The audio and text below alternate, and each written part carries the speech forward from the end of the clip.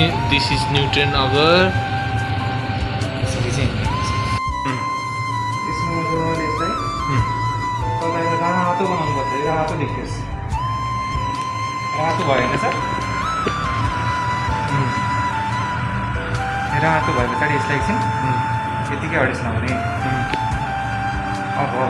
अब हाम्रो स्याम्पल के हो त त्यो स्याम्पल जस्तै हाम्रो यो स्याम्पल भयो होइन यो स्याम्पललाई अब राम्रोसँग मिक्स गर्ने मजाले चलाउने स्याम्पल भयो हेर्नु मन लाग्दैन रहेछ स्याम्पल चलाउने हजुर अब आयो स्याम्पल हजुर अब यो स्याम्पललाई म यसमा गर्छु है त ल यसमा गर्छु अब के गर्ने यो त उल्टो छ नि त यसलाई सुटेर समाउनु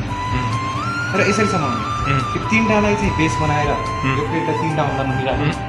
यो एउटा औँलाले यहाँनिर अडेस लाउने यहाँनिर पाउडम जस्तो र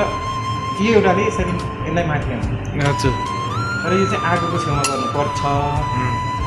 त्यसको लागि पहिला आगो बाल्नुपर्छ मैले यो फेरि गर्नु पऱ्यो यसलाई यस्तो बनायो र यहाँनिर यसरी बिस्तारै कोर्यो हेर्नु त कोरेँ मैले यसलाई मैले यहाँनिर पोखरी बनाएको अथवा ओइल बनाएको भन्छ यो कोरेकोलाई देखिन्छ राम्रोसँग यसरी हेर्दाखेरि कहाँ कोरेको भनेर देख्नुपर्छ अब फेरि हरेक स्टेपमा यसलाई तताउनुपर्छ अहिले गर्दै गर्ने क्या हो यता भएन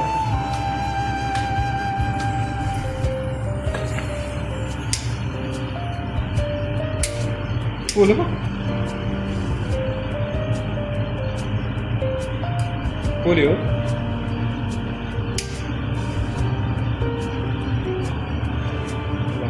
भयो